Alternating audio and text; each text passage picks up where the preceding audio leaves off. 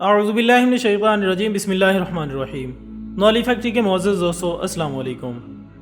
ناظرین اکرام، مسلمانوں کے نزدیک دنیا میں سب سے زیادہ عظمت و حرمت کے مقامات ہیں تو وہ حرمین شریفین یعنی کعبۃ اللہ اور مسجد نبوی ہیں، اور یہی وہ مقامات ہیں جن سے مسلمان اپنی جانوں سے زیادہ محبت کرتے ہیں،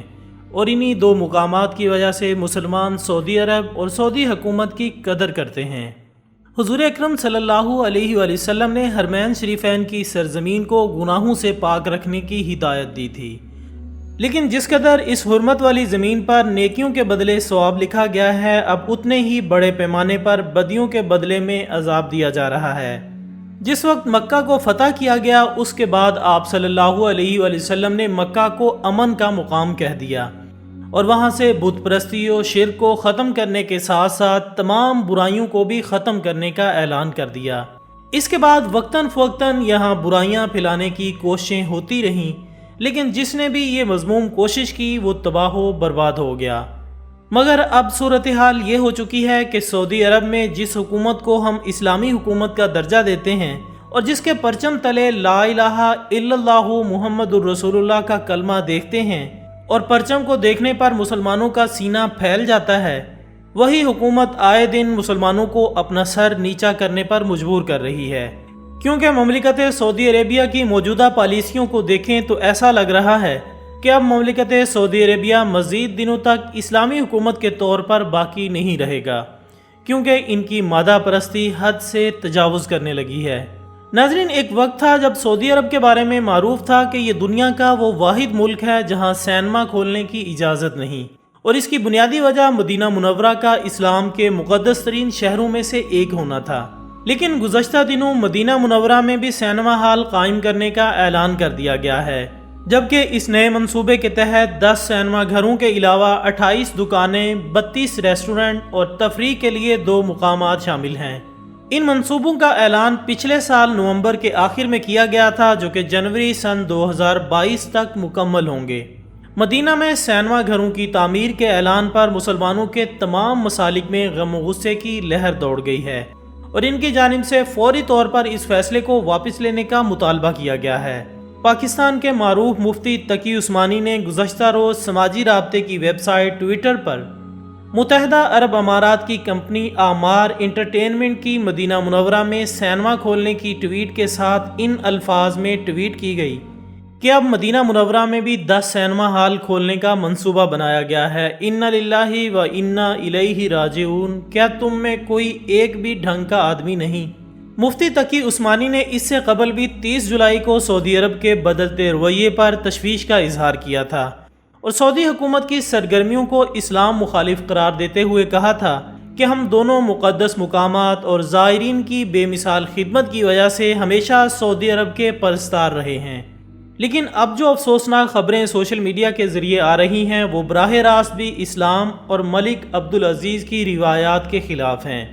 یاد رہے کہ سعودی عرب میں 35 سال بعد سن 2018 میں سینما ہال کھولنے کا آغاز ہوا تھا، اور گزشتہ 3 سالوں میں سعودی عرب میں 34 سینما گھر کھولے گئے ہیں، جبکہ آئندہ سالوں میں 70 سینما ہال مزید کھولنے کا امکان بھی ہے۔ سعودی پریس ایجنسی کے مطابق 3 سالوں میں 1 کروڑ 20 لاکھ سینما کے ٹکٹس فروخت ہو چکے ہیں، جبکہ جدہ میں میوزیکل فیسٹیول کے عنوان سے موسیقی کا میلہ بھی سجایا گیا۔ اس کے علاوہ الیکٹرانک ڈانس فیسٹیول بھی دسمبر سن 2019 میں منعقد کیا گیا، جو کہ 3 دن تک جاری رہا اور جس میں 4 لاکھ افراد نے شرکت کی تھی۔ اس کے ساتھ ساتھ سن 2019 میں ریسلنگ کا پہلا میچ بھی منعقد کیا گیا تھا، جس میں بے حیائی اور فحاشی اپنے عروج پر دیکھی گئی تھی۔ دوستو، افسوسناک طور پر سعودی عرب میں ایک طرف موسیقی اور ڈانس کو فروغ دیا جا رہا ہے تو دوسری طرف وہاں مذہبی شعار پر بھی پابندی دکھائی دیتی ہے، جیسا کہ جون سن 2021 میں سعودی عرب کی اسلامی امور کی وزارت نے اعلان کیا تھا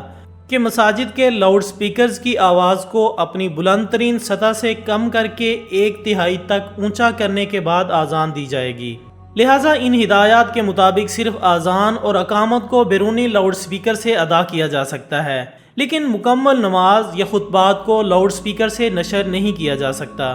جبکہ دوران نماز دکانیں بند رکھنے کی پابندی کو بھی ختم کر دیا گیا ہے۔ اب اس بات میں کوئی شک نہیں رہا کہ محمد بن سلمان ایک عیاش پرست اور غیر اسلامی حکمران ہیں،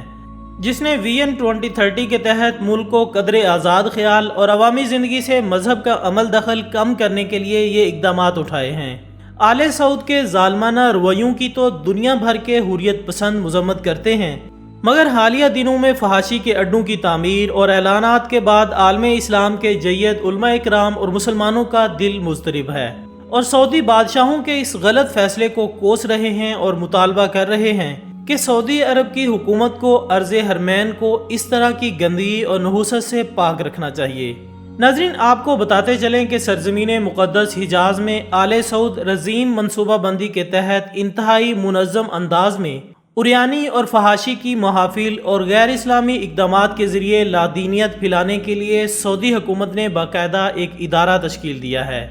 اس ادارے کا نام جنرل انٹرٹینمنٹ اتھارٹی رکھا گیا ہے اور اس کی بنیاد سن 2016 میں رکھی گئی تھی، اور حال ہی میں اس ادارے نے سعودی شہریوں کو اپنے بقول یہ خوشخبری سنائی ہے کہ وہ تمام سالانہ جشن میں شرکت کے لیے تیار ہو جائیں، جبکہ یہ اعلان ایسے وقت میں سامنے آیا ہے جب حج کے انعقاد پر شدید محدودیت اور پابندی عائد ہوئے یہ تیسرا سال ہے، کیونکہ کرونا وائرس کے باعث پھیل جانے والی وبا کے پیش نظر حج کا انعقاد انتہائی محدود کر دیا گیا تھا، اور یہ محدودیت اب تک جاری ہے۔ لیکن دوسری طرف جنرل انٹرٹینمنٹ اتھارٹی نے وسیع پیمانے پر ناچ گانے کی محفلوں کے انعقاد کا اعلان کرتے ہوئے تمام سعودی شہریوں کو اس میں شرکت کے لیے تیار رہنے کی تاکید کی ہے۔ یہ ادارہ ہر سال ملک کے مختلف شہروں میں ناچ گانے کی محافل کا انعقاد کرتا ہے، جس میں بیرون ملک سے گلوکار فنکار بلائے جاتے ہیں۔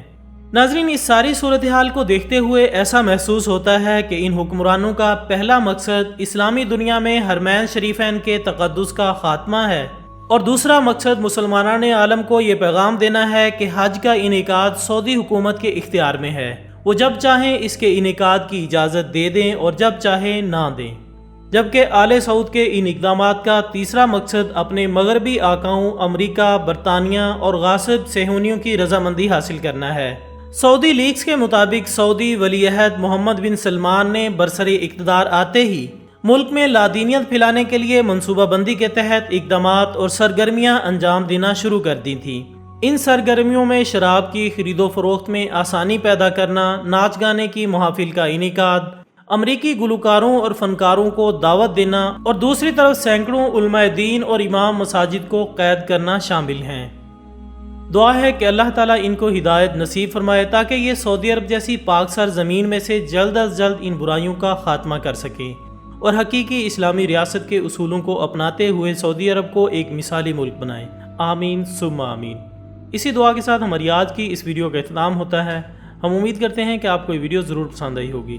انشاءاللہ بہت جلد دوبارہ ملاقات ہوگی ایک اور اچھی سی ویڈیو کے ساتھ۔ تب تک اپنا دوستوں، رشتہ داروں اور گرد و نواح کے تمام لوگوں کا بہت خیال رکھیے گا۔ اللہ حافظ۔